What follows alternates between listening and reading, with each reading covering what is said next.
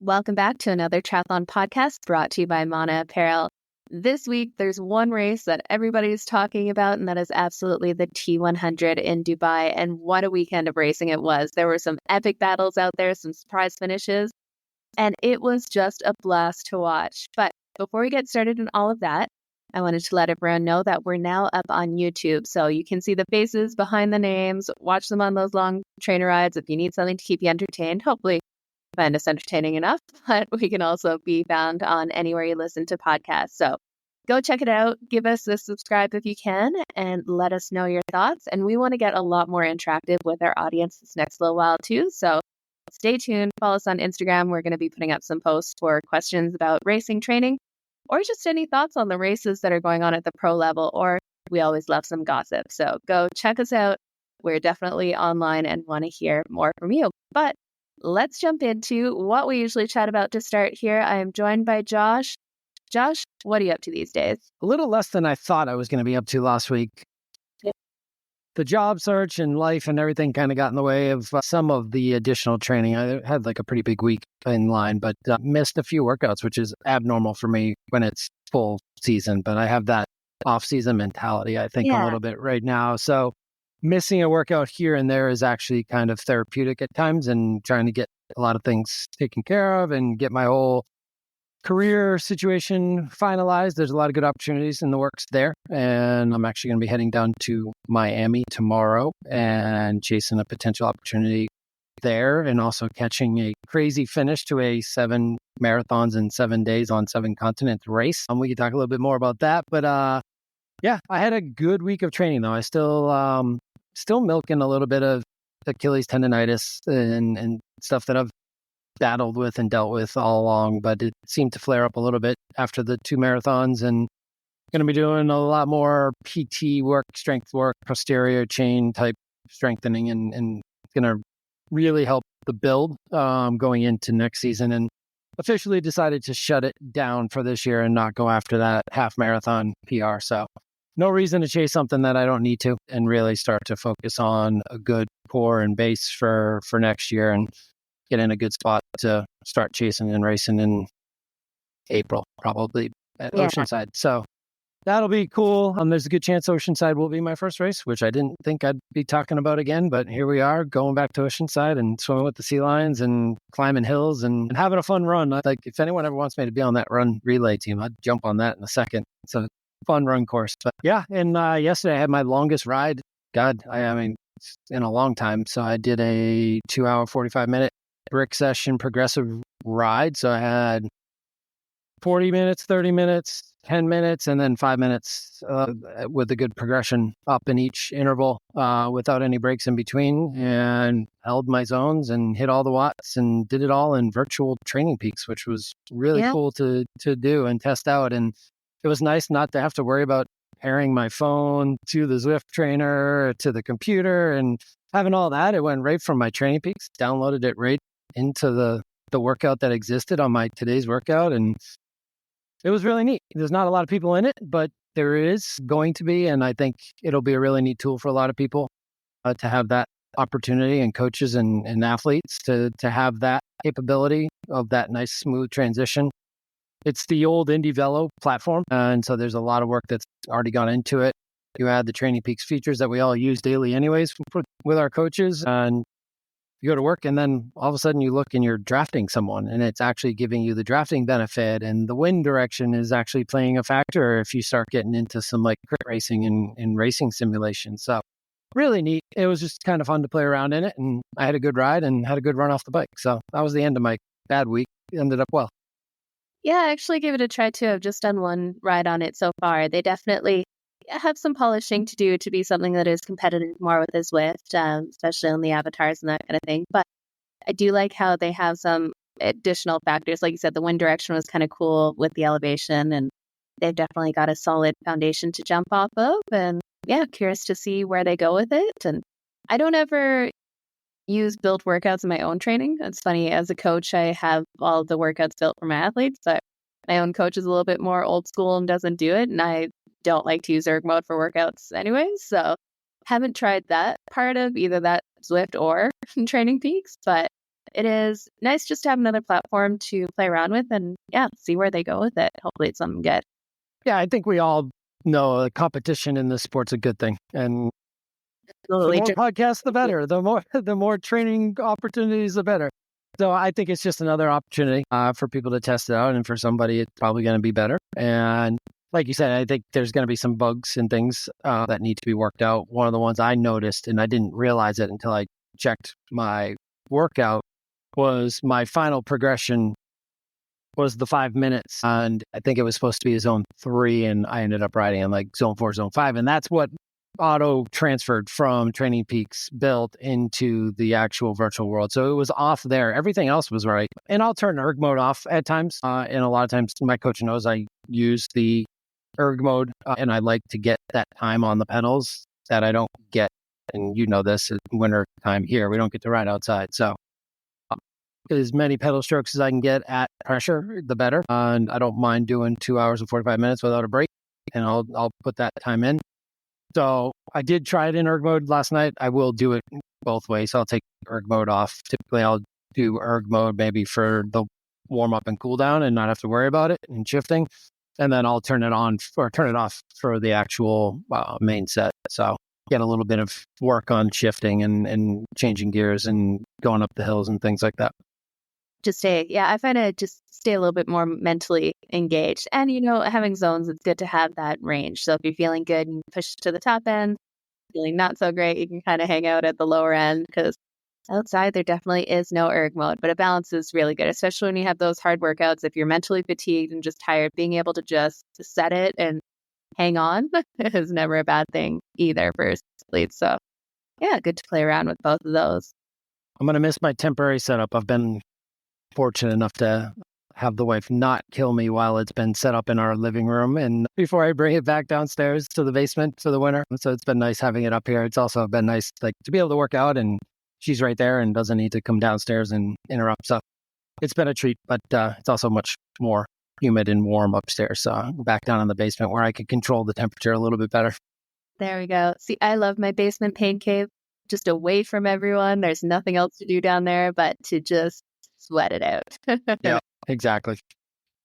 How was your week? You keep adding volume and getting after it. Yeah. In a way, I think I saw something about maybe adding another race or something like that sooner. I was this close, as close. Speaking of booking flights last minute. Man, and that's where it stopped, was when I looked at flights. But kind of week 2 building back into Ironman training. And at this point, it's all about just volume, getting that aerobic volume foundation, ton of strength training right now. So as of right now, 0 intensity, just building up that aerobic base. And after watching the T100, I was feeling so fired up between Kona, watching T100, just geeking out on triathlon. And I'm like, well, technically I have a spot to 70.3 world. I wonder, I've been back training for triathlon for 2 weeks. Do it. Yeah, that went until I looked at flight costs, and last minute flight costs to New Zealand are not attractive. So it kind of ended there. Yeah, not like the Boston to Miami flight that I just booked. It's a little easier to do that last minute. Yeah, it was kind of like Kona level cost to fly last minute to there. That's before you even talk about accommodations or anything else over there. Yeah. So unfortunately, will not make it over there. As much fun as it would be to just go kind of do the race, but geek out being back in that atmosphere, because it was so much fun being in Kona, being in that world champ atmosphere with everyone out there, the whole industry and stuff. It's just, I love that. When you can geek out and everyone else is there to geek out and do the same thing, it's just so much fun when you spend most of the time training in a basement pain cave. Exactly. And you could kind of see it on a lesser age group level this weekend at Dubai. You could just see that different level of intensity. And even with the athletes that weren't racing, how cool and interested. I mean, they were all in it, and it was really neat to see. Lots of fun stories and stuff. Yeah, and that did broke out the lactate testing kit, which I kind of forgot I had, but my coach was like, hey, let's find out some zones. I'm like, lactate seems like a much more fun way to do it on an aerobic run than doing a threshold test. So I am all in. Nice. And once again, turns out I'm not running fast enough on my zone 2 runs, which is good and bad because 2 weeks ago, I did not have the fitness to run it. It's kind of that weird in between where I've got the aerobic foundation, years of training and stuff like that, but kind of don't have the leg strength to sustain what would ideally be more of that top end of my aerobic zone. So building back the strength, then just kind of learning where that ceiling is, where I'm still effectively working on that aerobic foundation to make sure that I set myself up. So I need to get fit enough to run in zone 2 at this point. It's funny, with zone 2 training, it's kind of almost like a ladder. When you start out, it feels like you're barely jogging and you're going to be at the top of that zone 2. But the fitter you get, the harder it gets, to the point where when you're super fit and ready, zone 2 is not easy anymore. The pace just increased to the point where there's a lot more muscular stress. So it does feel hard. I'm kind of at this weird in between where I have some of the speed from the training, but not the endurance because I just haven't been doing it. Yeah. Your body, your heart and everything are capable of handling it. But then that zone 2, I guess it's spread out, but it's still not capable of being held long enough for you yet. So that was the difference in my marathon training that I noticed. Like for the most, like you get into that type of training and the Ironman full distance training, it's a different beast what you end up getting in your aerobic capacity, and then the muscles start coming along with it. And like you said, it's like, I can't believe I'm holding this pace for 3.5 hours, 3 hours. Yeah. Really cool.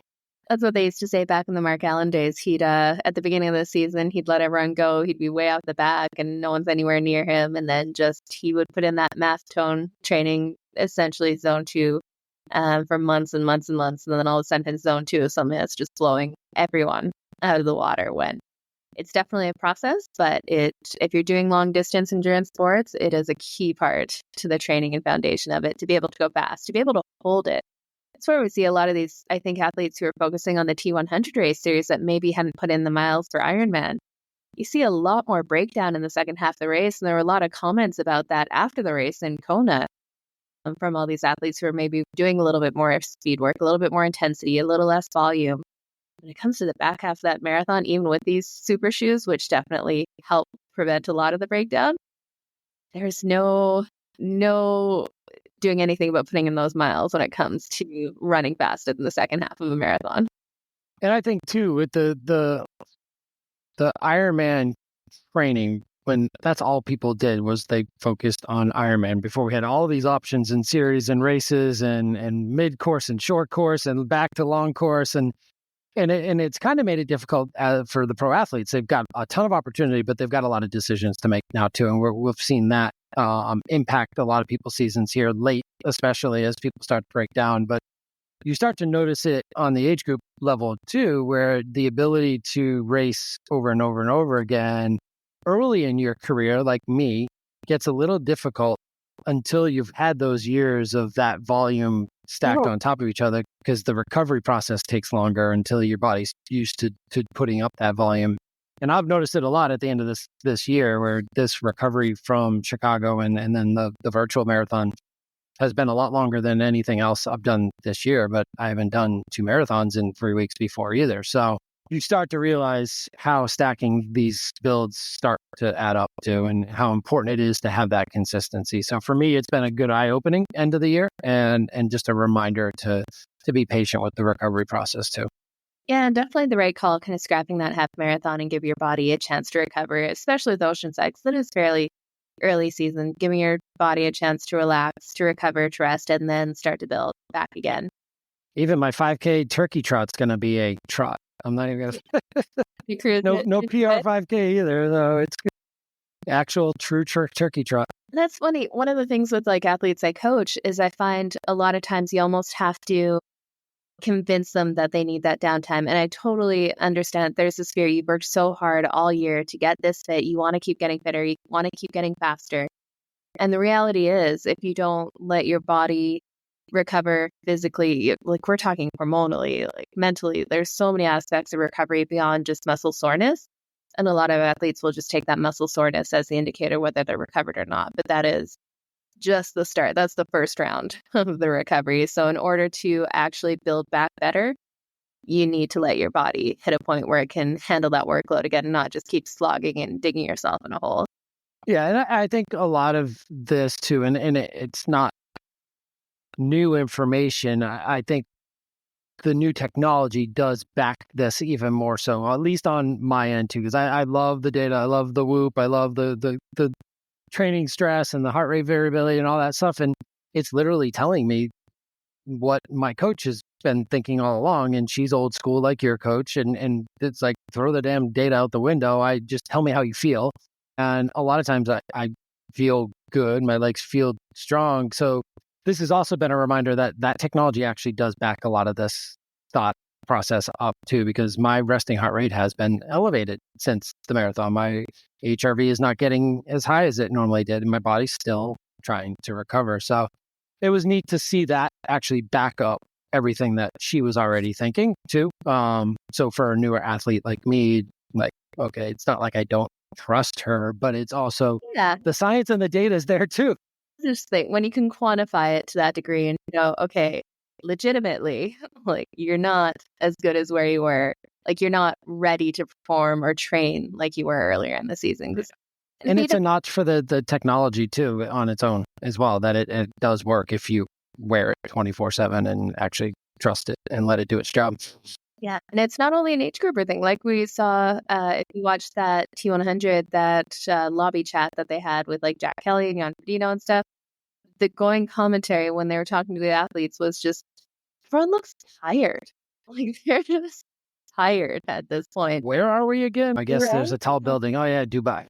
Oh man, after a race season that starts so early in the year, and some like Sam Long started in January, like that is Well, he'll say December because he did Indian Wells. He was like, that's the start of my season. no downtime So whatsoever. legit 12 months. Yeah, just straight. And you saw he came out with a bang, went out hard, and then he had some great performances, but it was definitely in the front end of the Yeah, season. he was peaking early season. And we'll definitely chat more about that as we go along. So as I mentioned, we are going to be talking all about the T100 here. But before we jump into that, let's get our usual segments going. Josh, you had no easy job this week trying to narrow down what the social media post of the week would be. But what did you come up with? Man, we chatted about this before we started recording. Actually, the one that I decided to go with was one of the last ones we thought of, and I had forgotten that Sam Laidlow put out a pretty epic reel about what it's like to cheer at one of these events and how you don't cheer, actually. Yeah. How you feel? How not to cheer. And it's a pretty hilarious, it's almost like a Saturday Night Live skit, but it's pretty awesome, the cheering that he did come up with, and how he helped root the ladies on, or not root the ladies on. But yeah, check out Sam's Instagram account. There's so much T100. We talked about this. There's so much stuff out there about the T100 this weekend that you could go look up and, I mean, even Google at this point because some of it's so epic. But the Sam Laidlow post, it's his most recent post other than his pinned ones on his Instagram account. It's a picture of him and Taylor Knibb. He's about to high five. So check that out. It's hilarious. Get your volume up, listen to it, read the captions. You'll enjoy it if you haven't already. You know what I miss? Before T100, when it was still like the PTO races, before it got so, like now it's legitimately serious with lots of money on the line for the series and stuff. But a couple years ago with these T100 races, they used to do the pros on either side, shirts off for the people going by. You'd see like the Norwegians and everyone like shirts off, waving them around, cheering them on.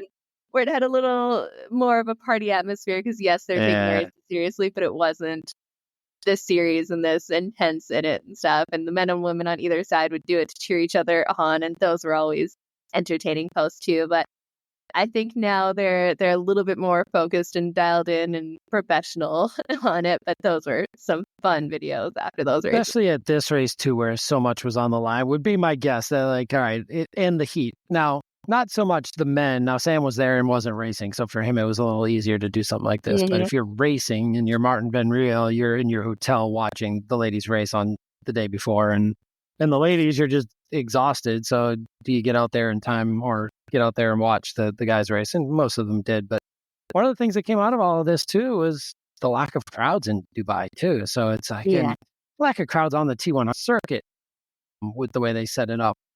So that's something I would imagine they're going to be working on trying to figure out. And it's still in its infancy type sport for most of the world. And I think this season helped build some momentum, and we'll see. But it is tough when you don't have the crowds in your world championship. Yeah, and we'll definitely get a lot more into the broadcast and what went down within the race as well. But okay, I had one what the F, but then I thought of another one here too, so it might be a double feature today. So the first one, since we're already talking PTO, is Jan Frodeno raced in Dubai this weekend. Little note, apparently he rocked up to one of the fun runs in full carbon shoes and kit and just raced it hard and blew everyone away. How mad would you be if you show up to your 5K park run or something and Jan Frodeno is out there to smash it? What do you think? Man, it's not like it shouldn't be expected. I mean, you still look at him and it's like, and now he might have looked a little tired by the end of the race on Sunday, but he's still in phenomenal shape and he could still throw down with most of these guys on tour if he wanted to compete again. But yeah, I wasn't surprised to see him out there. I was surprised to see Jack Kelly dropping people during the race, and I guess dropping the likes of Lucy Charles and Chelsea Sodaro during their run together during the 5K. But what a cool atmosphere to be around that. It's a nice, awesome addition to the T100 Dubai. And I think a lot of people did enjoy that as well. But yeah, Jan doesn't surprise me whatsoever. You're not that competitive kind of thing. Like, even if you went out there saying, I'm just going to cruise it and have some fun, once the gun goes, how do you? Yes. No, and he's still the GOAT, and he's got all these other people trying to take over that status. And it's like, nope, I'm still here, guys. Oh, man. We don't usually do this, but I've got a what the F round 2 here.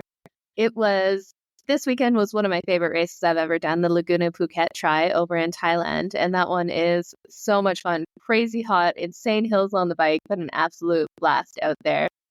But coming across the finish line, we had the winner of the men's race, Hayden Wilde, came across and they weren't quite ready for him yet. It was funny to see. He goes across the line and kind of mimes the finish line tape and pretends to raise it up, even though there's nothing there. And then they kind of scramble up the side and eventually get him his tape in there. But looked pretty entertaining. They were not ready for how fast he was, and he absolutely smashed the course record in the running of it too. So kudos to him. But man, how would it feel to be too fast for the finish? And they had other races going on. So there were other people crossing the line, which is why they weren't ready, I would imagine. You've been there and done that. So I would imagine there's probably a sprint going on and all this other stuff going on at the same time. And anyway, we were talking before the show too. It happened at the new 70.3 in Chile too. The two female pros, there was no tape ready for them because there was a age group male in front of them who was trying to finish his own race, didn't realize there was a sprint finish for first and second in the female overall. So they did get the tape up, but barely. So along the same lines, there's a third WTF. Definitely. If you're an age group male, pay attention to the ladies behind you. Yeah, you don't want to be that guy that's blocking the sprint finish at the end there. And by the way, two Mana athletes as well. So those Mana kits looked good at that sprint finish. Yeah. There's a good shot of them at the end, just dropped after the finish line. Yeah. I will say, they're so fast, the Mana kits, they breathe well in the heat and make more arrows. Not bad. And one of them, professional debut. The other one's an up and coming. I mean, pretty awesome to see. Very cool to see. And then while we're talking about Laguna Phuket, we should also mention Kate Waugh was the winner on the women's side too. But Surprise. Never get the chance. That race is so much fun. They do an after party, right? There's a whole banquet afterwards with music and food and drinks. And man, it's just such a fun place to ride. Rough roads, crazy hills, but amazing atmosphere out there. So definitely recommend anyone who can get the opportunity, definitely go over there and do it. We also saw some fun shots of Hayden Wilde giving Will McCloy, the commentator from Super Tri, a little pat on the bum as he went by for a bit of encouragement. Although Will would say he was feeling very slow at that moment as the Falcon flies by him. It was pretty neat to see how Will reacted. But I think it was that post about Hayden slapping his butt as he passed him by. And then it was a post of Will riding a motorized chair up his staircase because he was so out of shape post-race. So kudos, Will. Good job. Oh man, definitely got to have some fun with it. And that's one of those races where, yeah, they take it seriously, but it's definitely a fun atmosphere at the same time. And if you ever need some heat prep, maybe that's where I need to go before Taiwan. Just head over to Thailand because that heat and humidity is something else. Yeah, the water can't even get out of you. And that's a weird one too, because it goes from a saltwater swim to a freshwater swim. So you go from like having the buoyancy of the saltwater to not in this really, I mean, not the best. With no wetsuit on, so it doesn't matter. And then you get to go into the heat on the bike. So Yeah. bit of an adventure on that one. Well, let's jump into it. The race we were all watching and talking about this weekend, the T100 in Dubai. It was the grand final there for all the final points going into the series, where this would determine who was going to get an automatic contract and who would be named the series winner, which definitely made it some exciting racing. We had an epic day out there, and we'll give a little rundown of what happened. It was, on both the men's and women's side, a race that you don't want to miss because it did not go to plan for a number of athletes, which kept it interesting. But we'll start with the women's race and then talk a little bit about it, and then we'll go into the men's. On the women's race, we had Sarah Pressala leading out of the swim, and she was followed by Taylor Spivey and Taylor Knibb, but the top 7 were pretty close to each other getting out of the water. Now, here's where things went not exactly the way we all expected it to be. Taylor Knibb was not off the front, just biking crazy time into the rest of the field. And at the same time, we had Ashley Gentle made it out of the swim in the front group and tacked right onto the back of Taylor Knibb. So it was very cool to see some of the fast runners, Ashley Gentle and Julie Duran, actually holding on to Knibb for the majority of the bike ride. They were within striking distance. It took a long time for Taylor to actually drop them. But once Taylor Knibb went, she went. She put in time very, very quickly, and definitely goes to show her strength there. But it was a fun race to see with Julie Duran and Ashley Gentle. It seems like both of them were just, okay, in order to have a chance for this, we need to go on the bike. We need to risk it. We need to actually see if we can hang on here, because if Taylor Knibb gets another 7-10 minute lead, it's just not going to happen. Then we got into the run. Go ahead. No, I was just going to say, it was very worrisome if you were a Taylor Knibb fan or in Taylor Knibb's camp for the first time all year that she didn't have the swim bike combo within the first 5-10K taken care of, and it was over. So as a fan and as a viewer, it was great to watch. We actually had a race and we weren't concerned about her just running away with it and them not being able to catch her. Yeah. So, yeah. And it was really interesting. Once they got onto the runs, there was a ton of talk of, and even on the commentary, of Julie Duran being like the fastest runner out there. And she really has come out of nowhere to suddenly being one of the most competitive runners. And at least while I was watching, I was thinking, well, they have short memories if they're calling Julie Duran like the fastest runner out there, because Ashley Gentle has had some crazy runs throughout the sport. But once they're out on the run, Ashley Gentle started putting time into Taylor Knibb quickly. But it was at a point where if you worked out the maths, it was going to be near sprint finish down to the wire kind of thing with the time she was putting in. And then Julie Duran, who, again, they were talking about as being the fastest runner, she was losing time to Ashley Gentle throughout there. So it seemed like she was going to be off the back and not factor. But in the end, Taylor Knibb she's never been under pressure on these runs. And I think that might be a factor of why we've never seen her as the strongest runner, because she hasn't had to be. And she's definitely put in a lot of work to develop it. But we had Taylor Knibb take the win. And in the closing kilometers, Ashley Gentle, seems like she had some nutrition issues in there and just started to kind of fall apart, walking, stumbling, whether it was the heat or nutrition. It just did not look good on there. And so Julie Duran came up and ran past her in the last couple kilometers to take second place. And then Ashley Gentle came in third. But one of the surprising things too, Flora Duffy, fastest run. Well, I guess I shouldn't say surprising. Flora Duffy came through with the fastest run of the day, moving up into fourth after being 10th off the bike. So that was a pretty impressive performance for her too. But what a race. It just, no point was it the Taylor Knibb show that we've become used to, but she still pulled it out for a well-earned world championship. She had a great run. I mean, and people talked about it all year. You could kind of worry a little less about her run and that 6 minutes she needed in front of Ash Gentle at the beginning of the year got down to less than 2.5 now, and she was able to hold on. So I don't think she likes to have smaller gaps. I think she would rather have the bigger gaps, but she's got to get used to people catching up to her. Julie Duran's only coming and just starting to come. I find it interesting too. Like the Olympians had the runs down, and it was like, where were the typical runners? Annie Haug wasn't there. I think Kat was like third, but it was Flora Duffy, Taylor Spivey, second fastest run on the day. And man, if she can learn how to ride the TT bike, she's right there on the swim. She's right there on the run. Throw her bike together, and man, she's in this. And she almost crept into the top 10 for contracts and came in late. So yeah, we definitely had some people make up some gaps and earn some money moving from outside the top 10 in. So contracts alone, they're guaranteed. But on top of that, the money that they earn, like Flora Duffy made an extra K alone in her season winnings from moving from 11th to 5th in this season series. So, and on top of that, oh yeah, by the way, here's a annual salary that you get next year, and go book your travel and go do all the racing and training and the aero testing that you need to do, because you now have an actual paycheck that you know. Yeah, that's absolutely huge. So many of these athletes, are like life-changing to be able to know they have that foundation of a solid salary going in, and then the prize money is extra on top of it.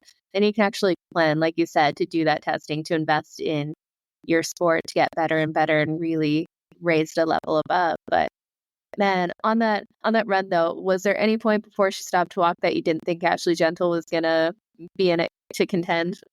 No, because the gap was coming from, it was what, 2.5 off the bike, somewhere around there. I know, which is heat, and just you think for sure. Like I was so hoping for that sprint finish at the end. Like just the times were lining up beautifully, and I was like, oh, this could be so. And especially the way she caught Julie Duran, it was like, okay, well, she's having a day, because it's not like Julie can't run. And we've seen Julie run Taylor Knibb down and come close to getting back too. So, right, Ashley's having a day, and she's got it under a minute and down to 50, I think, or so that we once saw. And it was like closing quickly. And then it started pulling back the other way. And I don't know if it was the heat or, because Taylor Knibb obviously had some stomach issues. There were definitely some issues with nutrition and being able to hold down what they were taking in, and probably taking in a lot more than they trained with in that type of heat. All factors combined played into it. On the run, we saw some epic blowups on the run on both men's and women's side of the race. Yeah. No, it was such a fun race to watch. And we've never seen Taylor Knibb look back so much during an event. Like on the bike, it seemed like she's almost surprised. And we knew the technical parts of it. He was looking back coming out of the Aussie exit. Holy crap, what is Ash Gentle doing there? Oh, I know. And like, we knew that she'd be losing some time in the technical parts of the bike, and she definitely could use some work on the technical side of it. But I don't think in any world going in, she thought she was going to have Julie Duran and Ash Gentle on her wheel for that long. That was impressive. And you got to give kudos, like Ash Gentle, she changed up her coaching to more of a cycling focus and going after it. And it just seemed like such this mentality of, I'm going to go all in and win or bust kind of thing. Like, because she wouldn't have, I can't imagine she was putting out the power she usually does to hold on to Taylor Knibb. She had to be going pretty solidly, we'll say. Yeah, I think she's way more dialed in on the bike right now than she's ever been, and she's trusting her run. She still has time to work on the bike. This is a newer setup and newer situation with her coach, so I think there's a lot of work that will come into next year. And she didn't have much to say in her post today as she was getting ready to fly home, but I think she knows she was close already, and next year, okay, she's got a lot of work to do, but she's not looking forward to that off season. I would imagine it's going to be tough, but she knows she's almost there. Going into that race yesterday, Taylor Knibb was in a different world, and that world got a little smaller on Saturday, and people realize, okay, she's still there, she's still the GOAT, she's still the greatest. But we're getting closer. And now there's a couple of them getting closer at the same time. And now you add some of these other ITU and Olympic athletes coming out that might get contracts next year. And we'll talk about who we think might get some of those hot shots and things like that, or who will accept them. But I think there's going to be a whole new flock of people coming after her too, because she's raced against them in the Olympic distance, and she hasn't done great, but she's been focused a lot on the middle distance. And 70.3 and 100K are definitely her specialty, but more people are getting there. Yeah, and I'm curious, so she has been testing with Ghibli and stuff too, so I'm wondering if she made any position changes that really helped kind of dial in the aerodynamics of it as well. Because what we're finding is there is some crazy time to be had when you look at the Magnus Dietlevs and stuff of the world, where you have those aerodynamics dialed in. Man, it makes such a big difference on that race speed. Or Magnus. We'll get into that. Oh, I know. Okay, well, let's jump into the men's race here. So the men's race, we had Australia's Aaron Royal led out of the swim, and he was closely followed by Alistair Brownlee, Martin Van Riel. So all the main players, a lot of the front group were all together in there. We saw a lead group form right away with Van Riel, Brownlee, Teus Margier, and they were definitely pushing it there. We had Brownlee, of course, not free of issues in transitions. So he got a little off the back in that first T1, but managed to make it back up to the group there. And then we had Magnus Ditlev, as we mentioned, he was closing the gap, making his way up. He didn't make it on that front group in the swim. And then he had a mechanical where he had his seat post dropped. Now, that seems to be the mechanical of the day in recent weeks, where happens one or two times. I wonder if there are any male 30 to 34 They jumped in his luggage when he left Kona. There we go. No, sure. It's so tough with these when you're taking bikes apart, putting them back together. And those speed bumps, those were a great... Serious bunny hops. Right? Like, you saw, there were some very well executed bunny hops, and then there were some very not... Martin's bunny hop late was really, really cool because they replayed that one. Kyle Smith had some good ones. Yeah. It was definitely the way to go, not put any pressure. And then you see, especially with Magnus too, he's got a whole lot of weight on the back with those 3 bottles and stuff too. Like so that was a bummer to see that he had to pull over. He lost about a minute and a half pulling over to the mechanical assistance with the bike techs there, but they got him back off and riding. That's going to be hard to come back to, but it's a minute and a half of stop time, but in real life time, that's even another 30, 45 seconds mentally. Your body's cooling off. Like, it's not easy. And then when you're going hard and then go to a full stop and then start trying to ride hard again, that lactic burn is no joke. That is painful when you're trying to jump back in there because they're not riding easy. But yeah, so they head out on the run, and we had Van Riel and Rico Bogan, who all throughout the commentary, they were writing him off completely because traditionally he has not performed well in the heat. We had Alistair Brownlee again had a little bit of an issue in T2, so he was not with there. He was a couple seconds back from the front of the group there, which even he says himself afterwards might have been a good thing because then he started to run his own pace instead. But we had Van Riel and Rico Bogan. They were running head to head. And Kyle too, so it was like San Francisco all over again, really. Yeah, until Kyle started to drop off the back a little bit. But like the whole time, everyone was just like, no, Rico Bogan, he's going to melt in the heat. He's going to shut down. Young kid, he hasn't figured it out yet. And they're like, he's still there. Wait, still there? Wait a second, this is actually a race. And then Kyle Smith drops off the back and Rico's still gone. And I think that really shocked a lot of people when it came in. And in the end, we would see Martin Van Riel and Rico Bogan into the last couple kilometers until Van Riel did what he does, the real deal, surged ahead in a couple kilometers before the finish line to take the win. We had Rico Bogan held on strong for second place, and the surprise was where Alistair Brownlee came from 4th place and actually ended up overtaking Kyle Smith, but not before giving everyone another heart attack. Literally right before.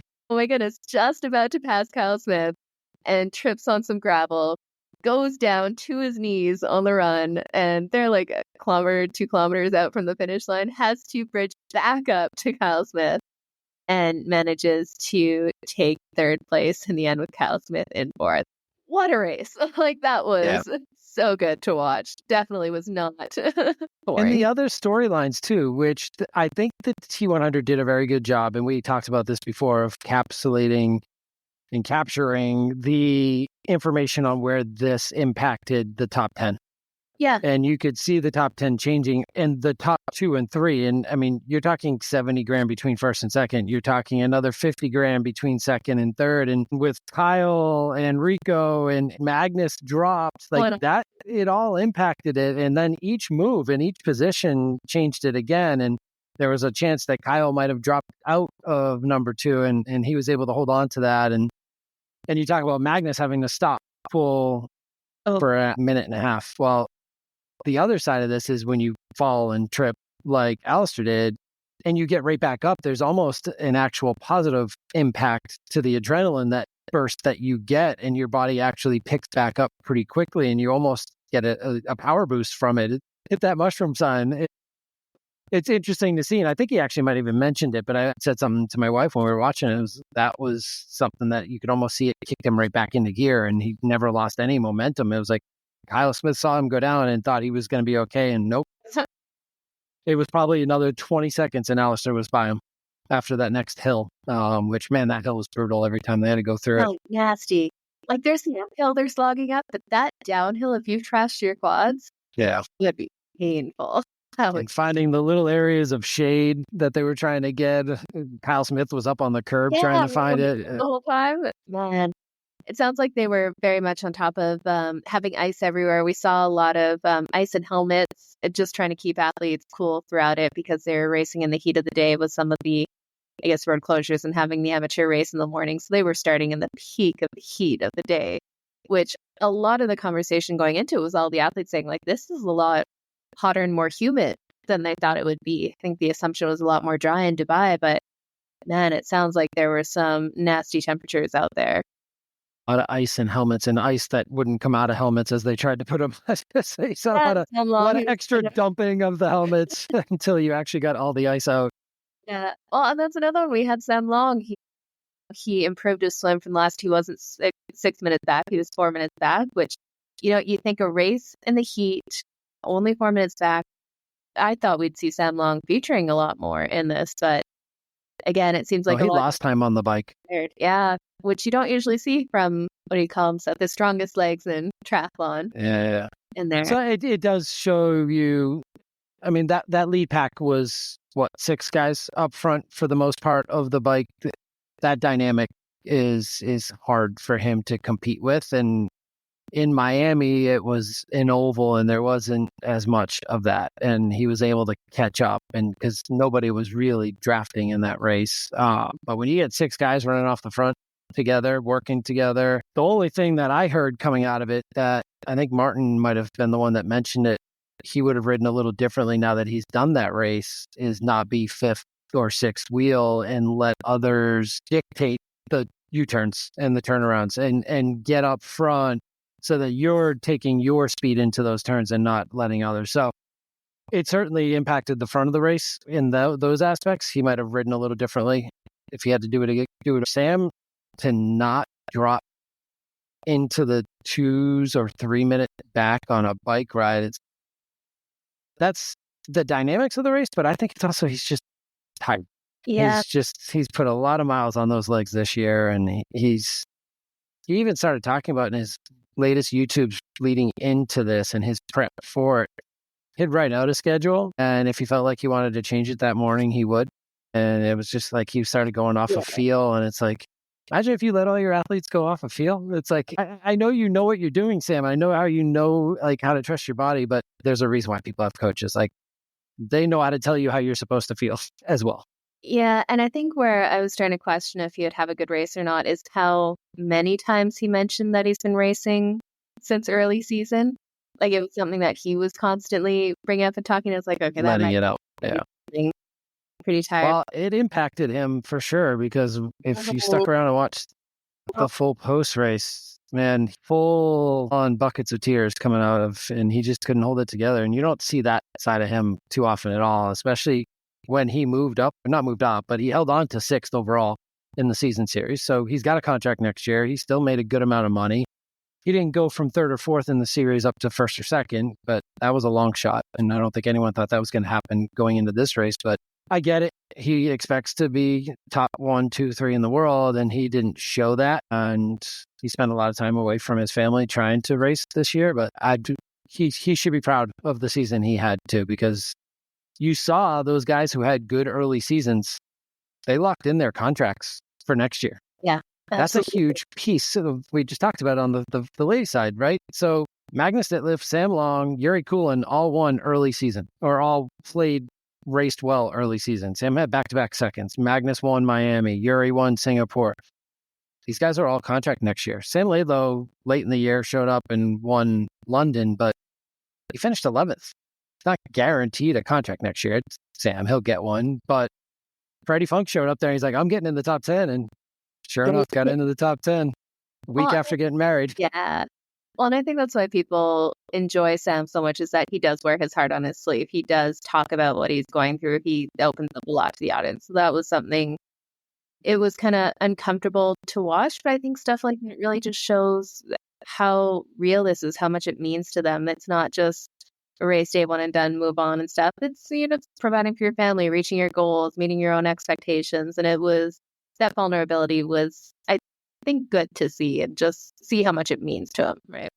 Yeah, and I think as a broadcasting crew, they're trying to figure out what's about to come too, because the interviews before that were a whole bunch of F-bombs that they didn't want dropped on air either. So, well, let's talk about the commentary and the race production side of things. So obviously this has been the first year that the T100 has come through, and they have been progressively getting better and better as they go through the different races. But I think this is the first one where I can say they nailed it. Like, all the things that we've been talking about and wanting to see, like having the commentators offsite, like on location talking together, that went fantastic. But then you have down at the site, like the athletes who are supposed to be racing, like the Lucy Charles, Sam Laidlows, who have so much insight and are so close to this series, providing just on-site commentary of what's going on, and just the back and forth with a couple little cut-ins of the pre-taped interviews. Like, they really covered it well,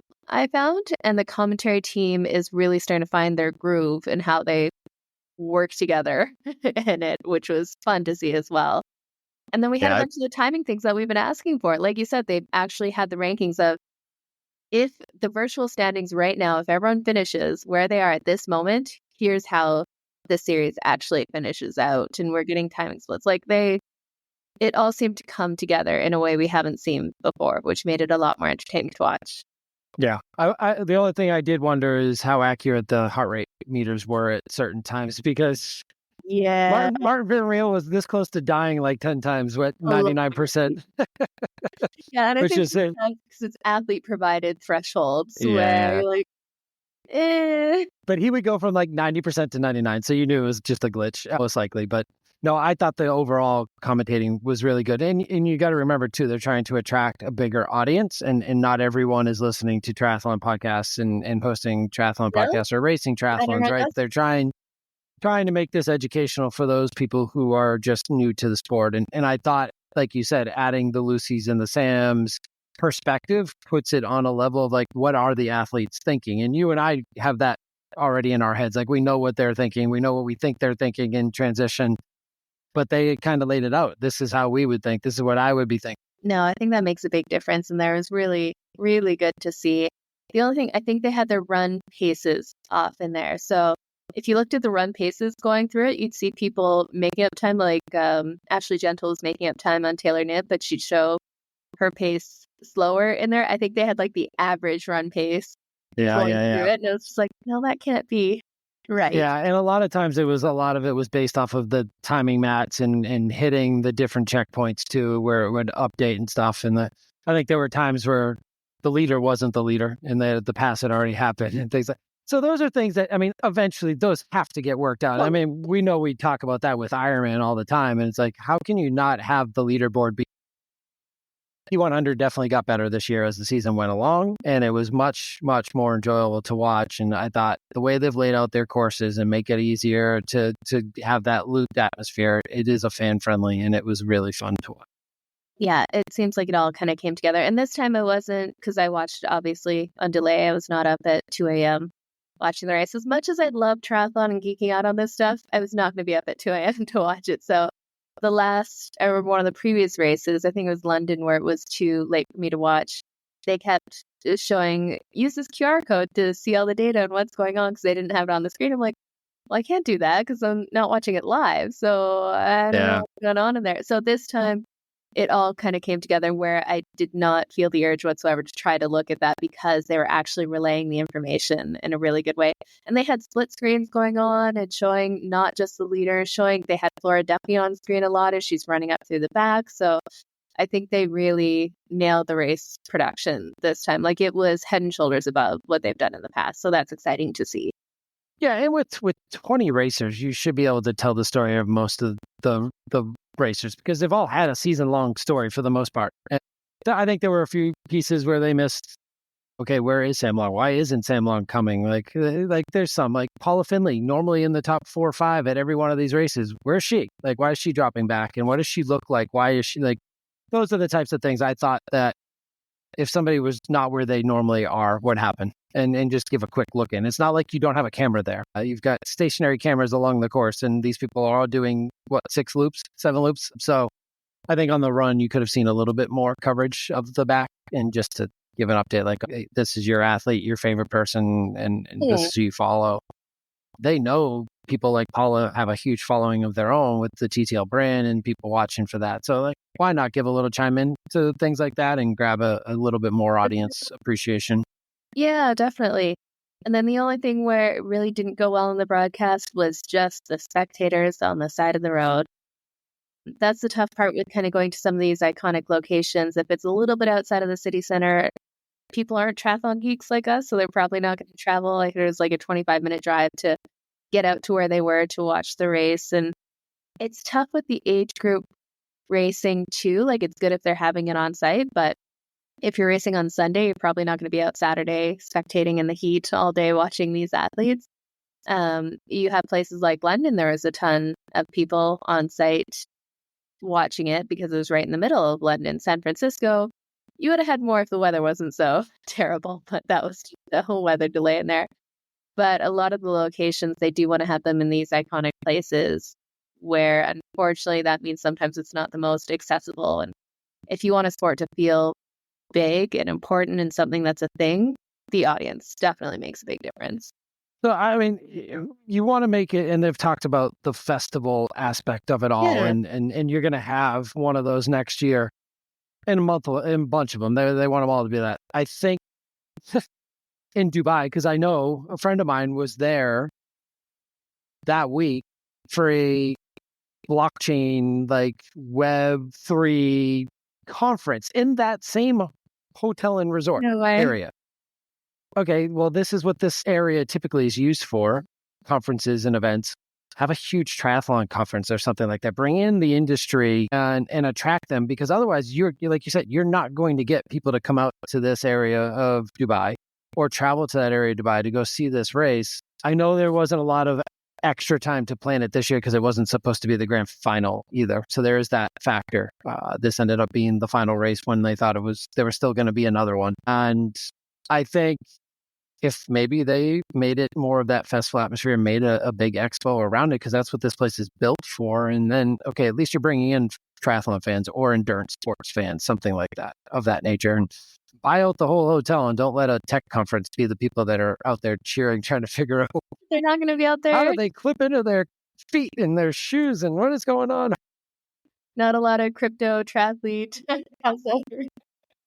There's some, but not a lot. Yeah. Well, let's take a look. So with the T100 series, beyond trying to win the race and get some prize money here, athletes were racing to get into the top 10 so that they could get an automatic contract for next year. So it sounds like the top 10 get an automatic contract. The next 6 are decided by the PTO World Rankings and stand-up performances.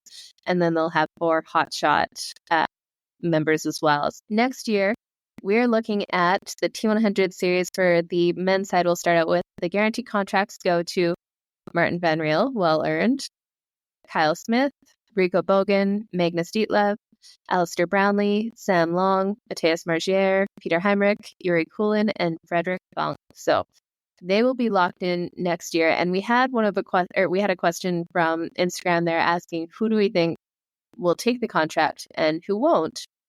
I have to say, from that top 10, I don't see anyone turning it down. I don't see anyone turning it down either. Like it's guaranteed money especially on the men's side, being what we believe is still going to be a Nice World Championship.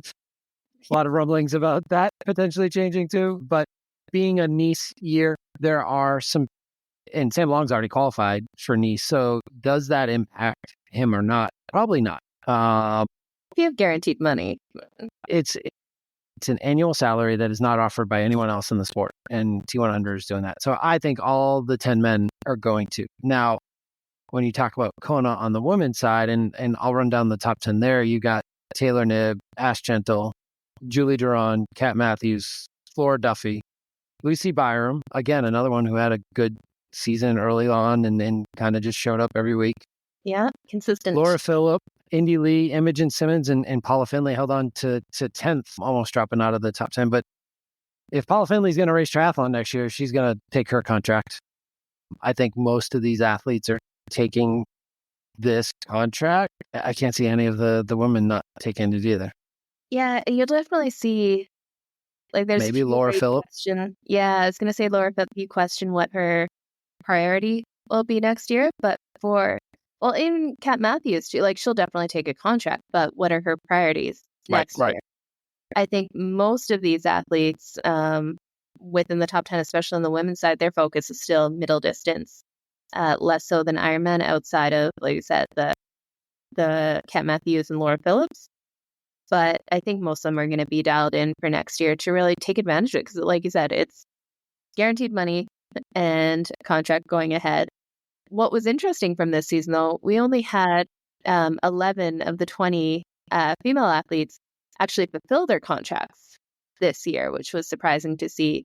Now, 2 of them were due to pregnancy and mat leave and stuff, totally fair. But we saw, I guess, a lot fewer women actually fulfilling their contracts than I thought we would on the women's side, especially. And then on the men's side, I think we had 6 didn't fulfill them either. And a lot of that was due to the injury clause that they were using. So what do we think with PTO? Are these people ever going to get invited back, or what do you think? So you're looking at like the Annie Hoggs of the world, and M. Pallet Brown was close. Yeah. With Lucy Charles Barkley, but still offer. Lucy's still going to be one of the 4. For sure. I would imagine Taylor Spivey's going to be one of the 4. Annie Hogg, I don't know. I don't know if they would. Annie Hogg's going to be on, do I have one more Kona World Championship in me? Yeah. And I think they know that. They've probably had these conversations. It sounds like they had plenty of conversations with her throughout the year. I don't know how many of the 11 through 20 athletes are going to be part of the next 10 that we're talking about. So the 6 that are part of the rankings, and then we got to wait until after 70.3 Worlds to figure out what the rankings look like before they announce that. And then the 4 hotshots. 4 hotshots are going to go to your Olympic athletes if they take it, right? Yeah. So the Georgia Taylor Browns of the world, and whether or not they want to take it, that would be my guess. Yeah. No, definitely. And I'm curious to see with those 6 that they base off rankings. I heard it said like rankings and stand-up performances. Are they going to just roll down the list, or like a PTO rankings from the bottom ranked person who's already in and kind of roll down it? Or are they going to kind of pick and choose people that they can validate as having stand-up performances and still being on the rankings? That curious to see. They definitely left it open, right, to standout performances. And so, okay, well, Annie Hogg definitely is going to fall into that category if they wanted her to. She had plenty of standout performances this year. She just didn't have them at T100. It'll be interesting. I think Laura Phillip would be my female who I don't know if is going to take a contract. And here's my thinking behind that. I know it's crazy to not take a contract for the year, but her thing has always been to win the world championship. And now her name's on that list. Mm-hmm. Winning it back to back is a different level. And what happened to Lucy Charles this year, trying to win a second world title back to back, focusing on the T100 and trying to drop into Nice, couldn't do it. So does Laura Phillips say, I'm taking off from the T100 and I'm going to win Kona, and then I'm going to get offered a T100 contract the following year anyways because I'm a back-to-back world champ? And that's the thing. It's not just winning the world champs again. It's winning the world champs in Kona. In Kona. And that is She hasn't done that. a different beast, right? That is, you can win a world championships. We all know, like Kristen Blumenfeld won a Ironman world championships and stuff, but it's still Kona. Kona is the absolute pinnacle there. So to be able to win back to back, and it sounds like next year too. So they're aiming to have 8 to 10 T100 races. And the last numbers I've been hearing is that they'll have to do 6 races to be eligible to be into the final rankings, right? So now you're talking, there's a lot more racing that she would have to do to be able to fulfill that contract. Now, is it worth putting that time in the T100, just going through the paces? If Kona is that focus, I think that's where we're going to see a big delineation between the long course athletes who are doing T100 and the middle distance athletes that start to specialize in this and make it their thing. I think we're going to see that Ironman Pro Series and the T100 series separate out even more, because you're just not going to be able to do 6 T100 races competitively and race 3 Ironmans and the 70.3s. That's a lot. It is a lot. And here's the follow-up to all that. Then on the other side of the ball, you've got probably the richest human in triathlon at the end of this season coming out of Taupo, would be my guess, is Kat Matthews. Yeah. She did both series, 4th in the T100, and she's about to win the Pro Series, and 2nd at the World Champs in Nice. And she's had a heck of a season and done it all. So not the only one who's done it all and pulled it off. That's the thing. There's one person on both the male and female side that you could say has had a year like she's had. Magnus has had a solid year there too. Yeah, and Magnus, but he's not going to show up 70.3 Worlds. He's not going to be in the Pro Series. True. And she's walking home with a heck of a paycheck at the end of this year. I mean, with a guaranteed check for next year. Right. Well, that's the crazy part. So yeah, we definitely saw, and we saw a lot of pros go for it. Like we saw Fenella Langridge, she allegedly turned down a pro contract for T100, and she was going all in on the Ironman series, and that didn't work out. So I think, especially in triathlon, where it's still such a small sport and so much can go wrong, guaranteed money is a rarity and something that is very, very, very hard to pass up.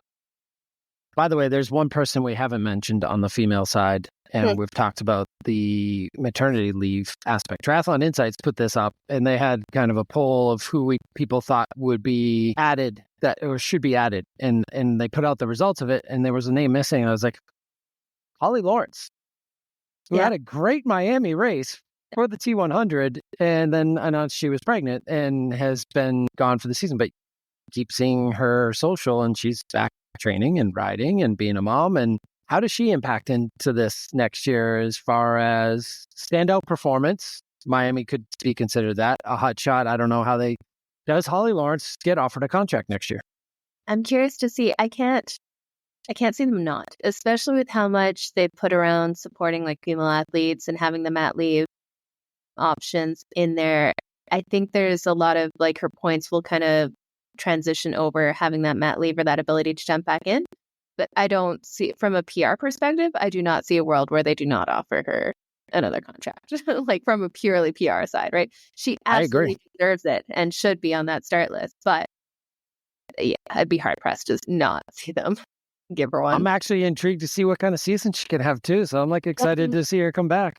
It's so funny. You see a big divide between some women just get stronger and better and faster after having kids, and some go the other way. Like it's really, it goes one of two ways very significantly. You don't see kind of average performances afterwards. So it'd be cool to see her have a comeback and have a really great continued career afterwards, because she definitely keeps it interesting. Yeah. And I think the one last thing I'll say about Series 2 is, man, you could see those Kona guys yesterday in Dubai literally filling out the end of the race. Like, when are they going to finish? Are they going to get here? It's Rudy Von Berg, Leon Chevalier. It was like Leon still moved up in the top 20, so he actually made money yesterday for the season series. But man, those Kona people were pulling up the rear at the end of Dubai. Again, kudos to Magnus for the day he had. Without the mechanical, it is a different day and a different race and a different ending to the season series. Absolutely. Well, I think that's about it. We did want to have one special mention here with a race going on this weekend. We have Ironman Cozumel, and it's not one of the ones in the Pro Series. But there is a name on there that some people I think will be very excited and curious to see if he actually comes to the start line. Is the real deal. Martin Van Riel is on the start list to do his first Ironman in Cozumel, which seems to be a common one for the first Ironmans here. But what do we think? Is Martin Van Riel actually going to show up to do an Ironman and get a knee spot for next year? So I think when we had him on the episode a few weeks ago, and you go back to listen to that, I think if you have been watching our social, you've seen us share that episode as one of the new YouTube options, and it's also on Spotify and all other streaming, but check that out. But on that episode, I believe he talked about how fun Nice would be and how well it suits him. So if the race is actually in Nice, like we think it's supposed to be, that does suit him well. So why not go try and qualify for it? And he's not in the Pro Series. So what does 70.3 Worlds mean? He's already the best K guy in the world. He's already won a world championship this year. Why not go try and qualify for Nice? And in a race where you know you can climb that mountain and descend with the best of them.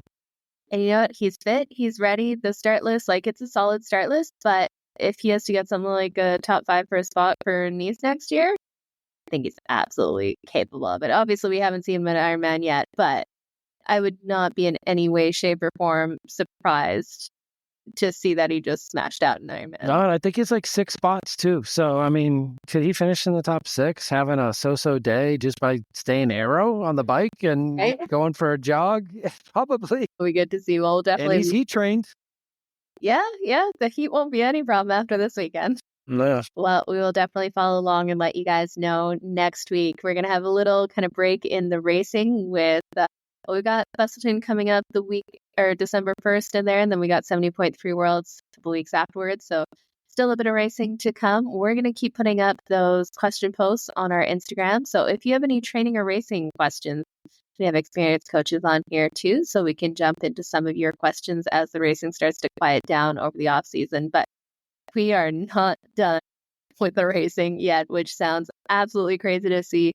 We got one more Pro Series race and then another World Championships to go. And I cannot wait to see the start list for the 70.3 World. See who's It's going to be crazy. It's stacked with a lot of these middle distance, short distance racers coming off of the Olympics. And we'll have a better idea at the end of, 2 weeks from now with Western Australia or that race, the last of the Pro Series. It'll give us an idea of where the points are going into 70.3 Worlds. But yeah, we'll have a good preview show for that race next week and talk about that and the impacts that it might have on the overall Pro Series. But yeah, I think 70.3 Worlds, as much as there are people who aren't going, there's still a crazy stacked list. Curious to see just who survives it at this point. Right? We saw some tired faces here this weekend. So yeah, I'd be curious to see who shows up and actually makes it. But that'll be us for this week. We will be back again next week to chat all things triathlon. So like we said, go check out the YouTube page. Give us a subscribe there. It helps us out a lot as we try to grow this and spend more time talking about triathlon and geeking out on it with all of you. Till then, though, have a great night, Josh. Awesome. You too. Thanks, everyone.